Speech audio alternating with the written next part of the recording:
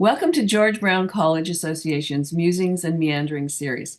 I'm Crystal Cotto Sullivan, your host for this series. So today I will be speaking to Nancy Sherman, who now resides in the Thousand Islands. So welcome, Nancy. Hi there. And before we begin, I just want to tell you a bit about Nancy's journey. And then as we have our conversation, you will learn more about her story. So Nancy had held a few positions at George Brown College while she was there. She was dean of the Center for Construction and Engineering Technologies. She was acting registrar and director of international. She was named the 2015 Donald P. Griffin Sr. Construction Industry Achievement Award recipient. The Toronto Construction Association presents this award to people who have benefited the construction industry through major contributions to its progress. Nice award.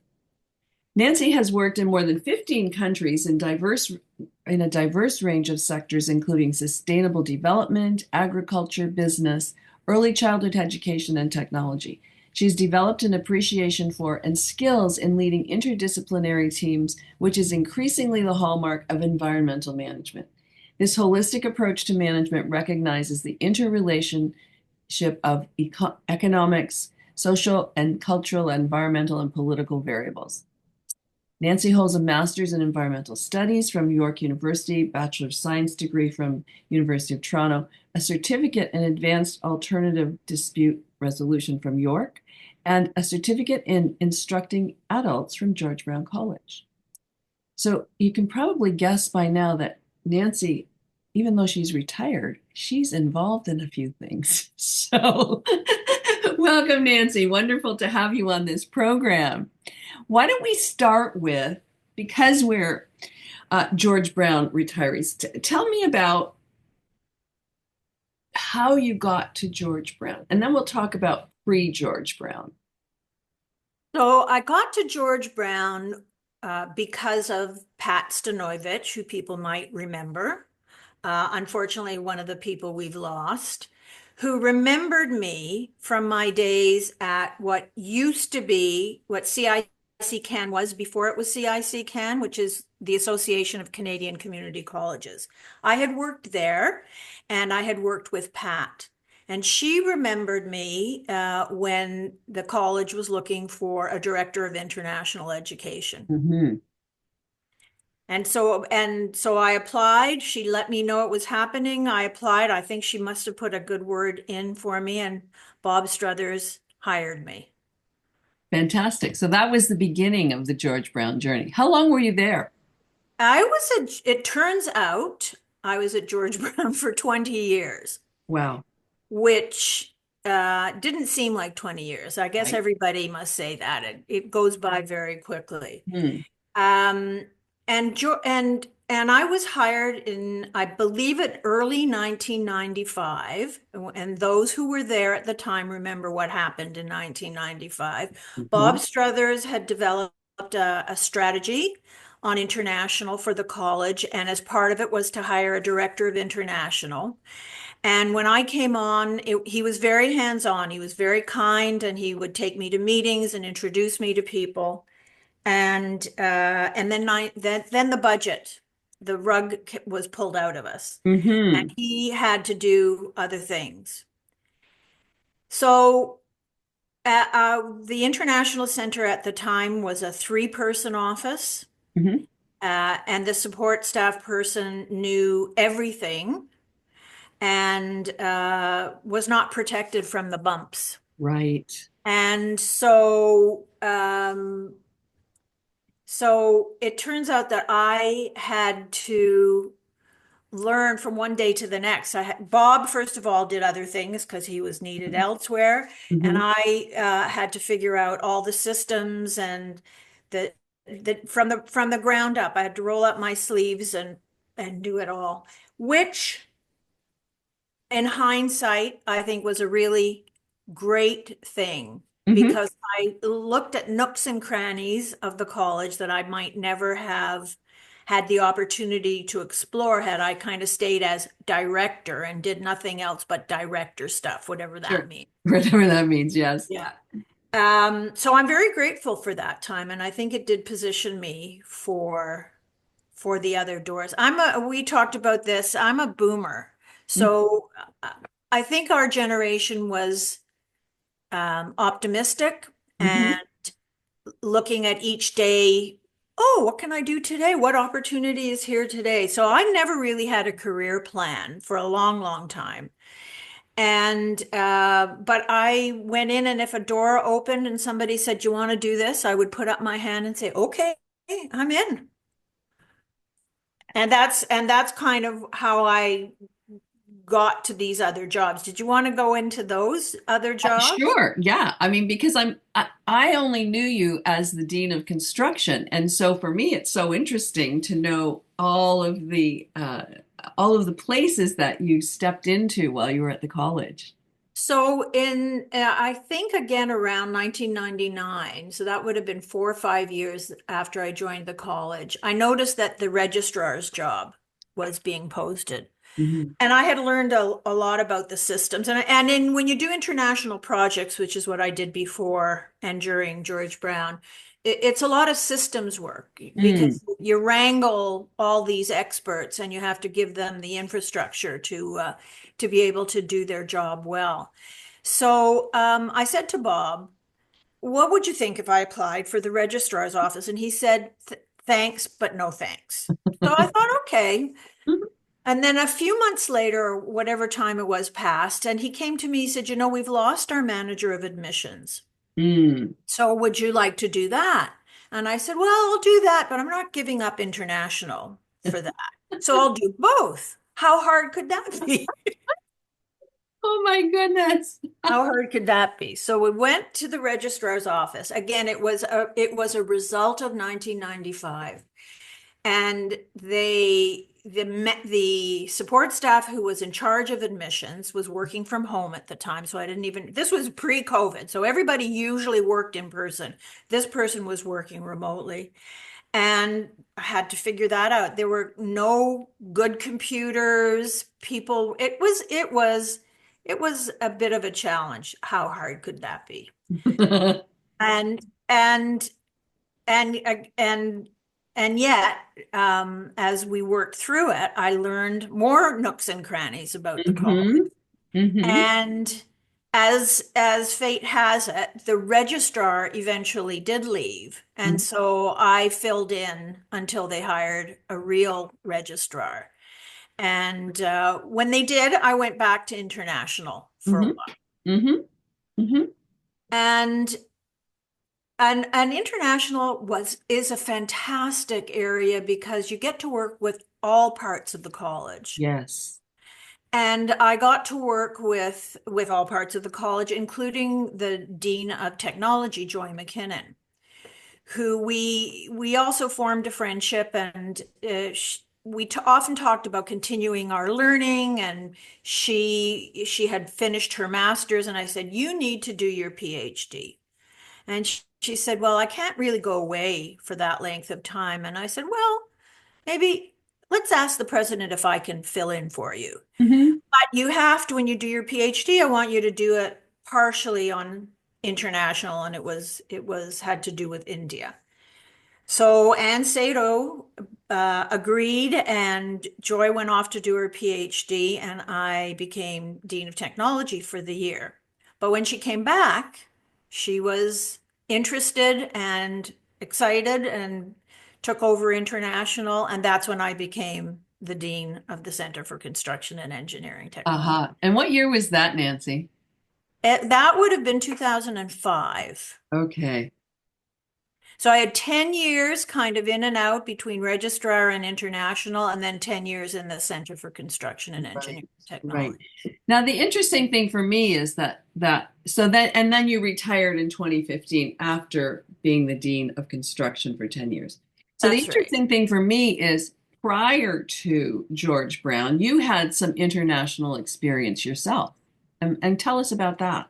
Right. So after I did my undergrad at U of T, um, I thought I would take a year off before I did my master's. It turned out to be 20 years that I took because traveling the world just was one of, exhilarating. And in that time, we thought it was safe, whether it was or not, we believed it, and that's how it turned out. And it was fascinating. And so I came back to Canada. I said, I'd like to continue doing this. What would position me? I Hmm. actually didn't talk like that at the time, but what would Sure. position me for something for the next thing? And I had an aunt and uncle who moved to Mexico after the Second World War. He's a Mhm. Canadian art painter, and she's a photographer, Riva and Leonard Brooks. And they lived in this little town in Mexico, quite well known by artists, San Miguel de Allende. Oh, yes, yes. Fantastic. Yeah, so I went there and I studied Spanish for Oh. 6 months Hmm. and learned a bit about the culture. The professor was fantastic. And when I came back to Canada, I said, oh, now I have Spanish and a little bit of French. What can I do with it? And Hmm. I applied to Canada World Youth, Hmm. who assigned me to the Costa Rica team and the following year to the El Salvador team. And I swear if they'd assigned me to another country, I would have two children from another nationality. But what happened was I married my counterpart and I Uh-huh. went to live in Costa Rica in 1975, 76. Uh-huh. I married a Costa Rica and I had children in Costa Rica and I worked for CUSO. I worked in its office that was Mm. the Latin America or Latin American office. And that's where I got exposed to projects. We worked with a lot of women's groups in Mhm. Costa Rica. And then I found that after, 10 years, Costa Rica became a little bit too small for me and my ex. So I came Ah. back to Canada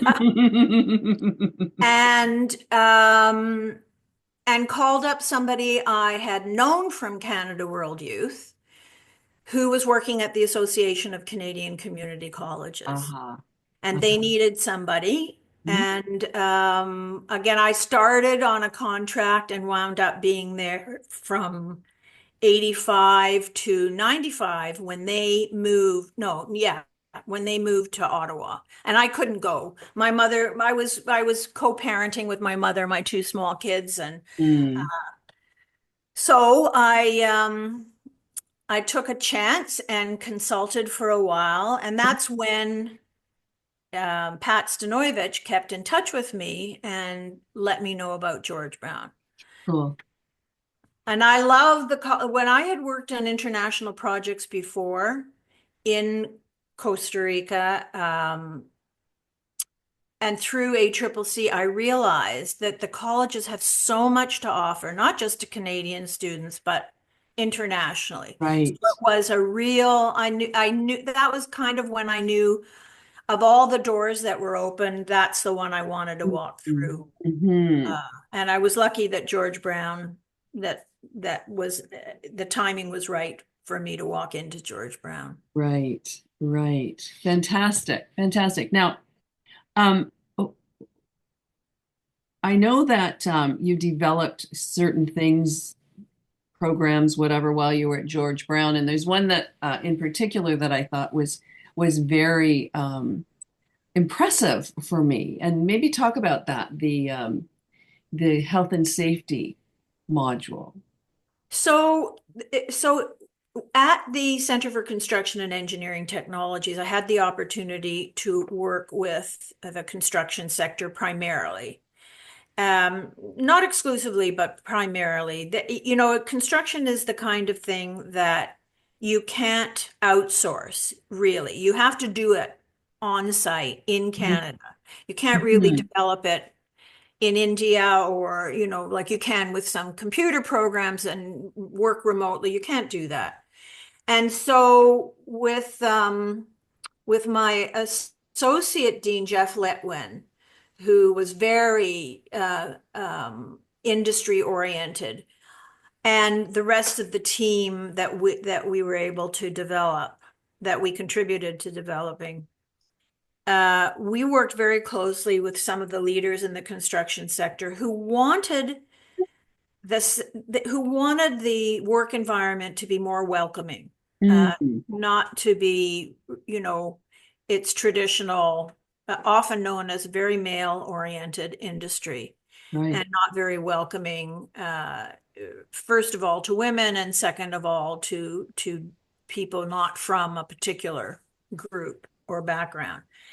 And because I realized our programs at the college, really, George Brown is, and I would say it still is educating the generations of leadership in Mm, the construction sector. mm, Leader, when I say leadership, in all at all levels, a manager is one type of leader, but the people who are doing the trades have other types of skills and leadership. So, right.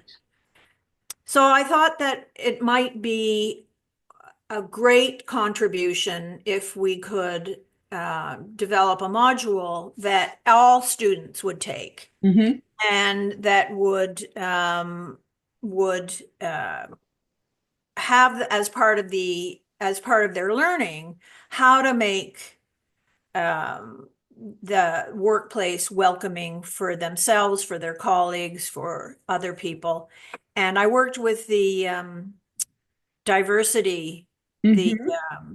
human rights office, Hmm. and I sponsored that, and we were going to put it into the curriculum. Have no idea, as I say, whether it made it into it, but I always think these kind of things have ripples. It's like the butterfly flapping That's its right. wings.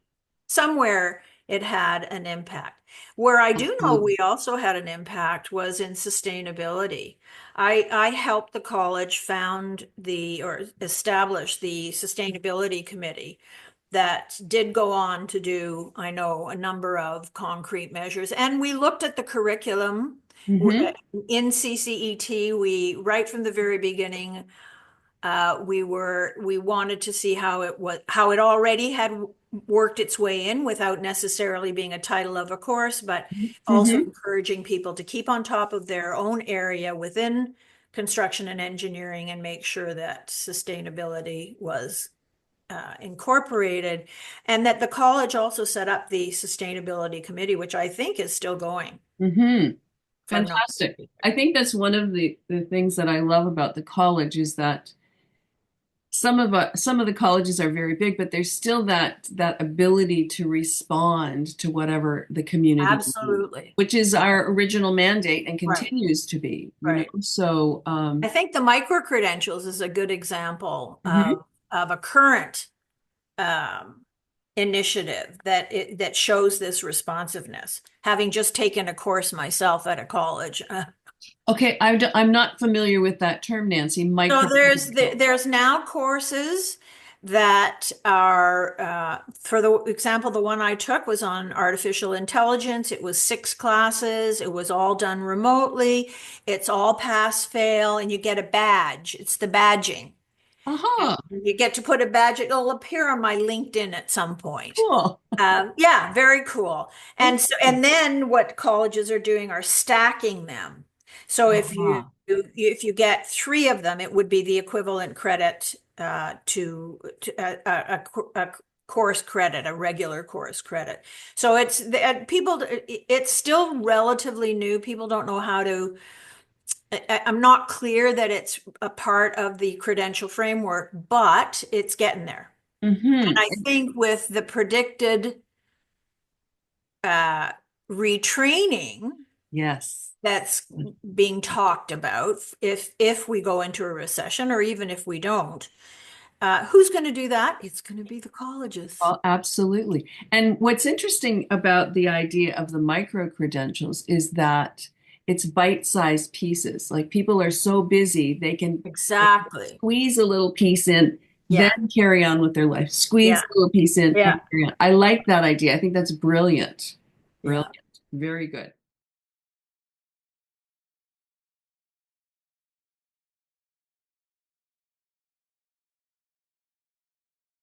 Very good. So, since retirement, what have you been up to? Well, I haven't really. So I thought I was going to be raising my grandchildren, helping to raise my grandchildren. Uh-huh. But 9 months after my granddaughter, the second one, was born, Humber called. Hmm. I think they actually may have found me on LinkedIn and said, listen, we want to hire a dean of technology, but we don't want to rush into it. Would you come and fill in Hmm. as dean of technology? So I talked to my daughter, and my son still lives in the Toronto area. So I went there and I became dean of technology for about 9 months. Hmm. Got to know Humber again. I had known it when I worked at ACCC, but I got to get to know it a little better. And when that contract was over, I I was asked to do some contract work with them. Hmm. And I did on apprenticeship and skilled trades. When that contract was over, someone I had met at Humber who had come to St. Lawrence asked me to fill in as dean of the Cornwall campus. Uh-huh. That was over. I actually, in between, I had a little heart operation, but when that was over, Humber asked me, would you fill in as an associate dean? And I said, how hard could that be? Well, that's a story of my life. How hard could that be? Right. That's one of the most challenging, I realize, challenging jobs in the chair or associate dean. Those jobs are the squish jobs. You have to manage the staff and you have to manage up the managers, and Yeah. it is a challenge. When that was over, St. Lawrence asked me to do the same thing. Anyway, I've retired 7 times now. But I think this is the time I really will retire because the colleges are in a tough spot right now. I think they have a lot of consultants who, instead of laying somebody off, they're going to do that. So they're not going to need a consultant. So now I get to really retire. And, I thought I took the mediation course at York. I took Hmm. the certificates of mediation at York, and I thought I might be a mediator when I Hmm. retired. Hmm. But you know what? I did the practicum, Yeah. and nobody would settle before they went into the court, and everybody was arguing. So I thought, no, I don't want to do that. But what I will say is I got some advice from a few people before I retired and since, and I'll share that. Bob Struthers told me, don't say you're going to retire, say you're leaving the college, because Right. that keeps doors open. Right. Um, the former director of facilities, Ian Hamilton, who Hmm. retired once from Toronto Metropolitan University before George Brown hired him so he retired at least twice. He said, follow your hobbies. If you have a hobby before you retire, you can really dig in to your hobby. You'll have something to start with uh, Yes. when you retire. And then my dear colleague and friend Gert Vandekratz, who was the chair of apprenticeship and skilled trade, Right. who Yeah. passed away last year, Oh, I know. he encouraged me to join old people. Well, I call them old people groups. So there's a group called Probus, Hmm. and they have chapters all over, I think, the world. And the one in Gananoque was so popular, I couldn't get in for a couple of years. But since I have been in, it's one of the most, it's got at least 300 members and Oh, people wow. of all sorts of backgrounds. Absolutely, like the experience in that group is unbelievable. And they organize all sorts of activities like the GBC Retirees Association Uh-huh. do. Uh-huh. So Gert was actually he was a member of the retirees group, I think, from his time as an electrician. His wife was an early childhood educator and teacher. She had a teaching certificate. So they were members of that retiree group. He was a member of the George Brown retiree group, and he was a member of Probus. So, Uh-huh. you don't have to put all your eggs in one basket. You That's can right.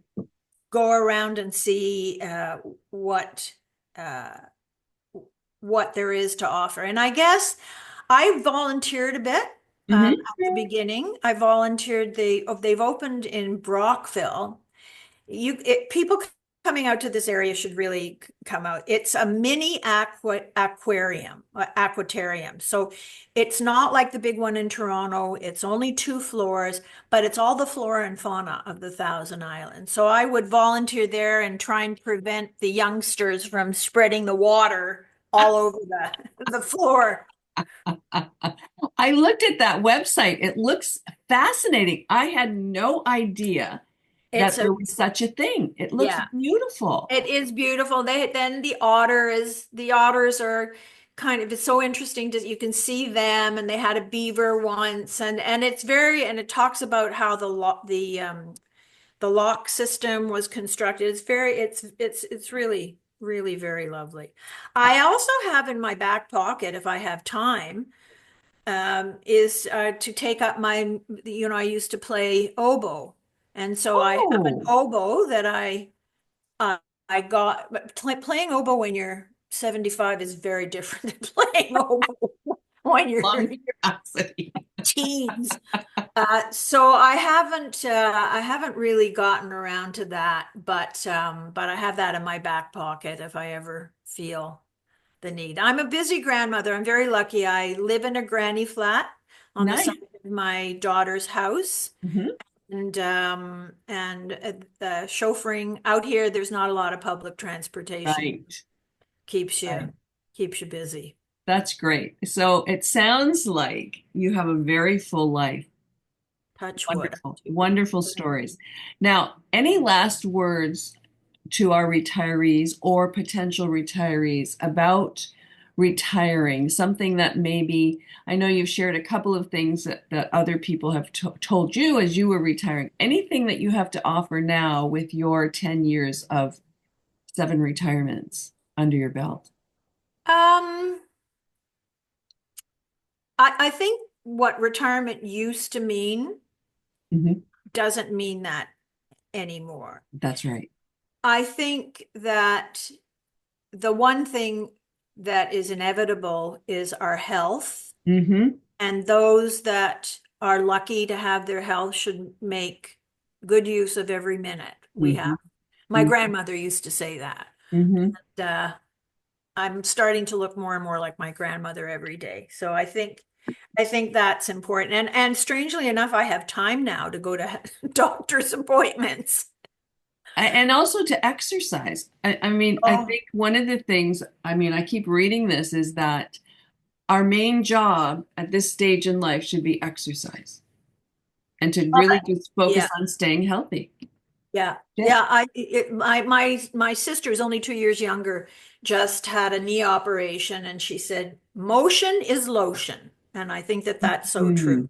Mm. Hmm. Well, Hmm. I did take up, I mean, golf I took up before I retired, and I'm passionate, and I took up pickleball. You have to be very careful about pickleball though. Yes. Yeah. Those weights behind you, you need to use those weights. That's right. Absolutely. Absolutely. I have a number of friends who have injured themselves at pickleball, and I am well, I used to play squash, and I'm a vicious squash player, like barreling into walls, and so it's hard for me to play gentle pickleball. Yeah. Yeah. So it kind of scares me. I think, oh, if I go out in that court, I've gone a couple times, and I think I could hurt myself here. Yeah. So I Yeah. do other more gentle things like aquafit and Yes. yoga and Yeah. walking, etc. But So I'm glad you raised that, because I think exercise, yeah, like you could spend at least 3 hours every day yeah. in different, the stretching and the Pilates and the walking and that that I think people should look at it as an opportunity to also try stuff they've never tried. I never Oh. used to cook. Ah, I had the opportunity to start to cook a little bit, and I find it so creative. yeah, that's great. Cool. Cool. Okay, well, thank you for joining me and sharing your journey. And thinking of me. Well, you're welcome. We and thank you to our listeners for joining us today. And we would love to have your feedback, or if you're so inclined, we would love to have you on our program. And it's a very, as you see, it's just a conversation about our lives. And we'd love to have you share that journey with the other retirees as well. So thanks for tuning in, and until next time, see you later. Thanks.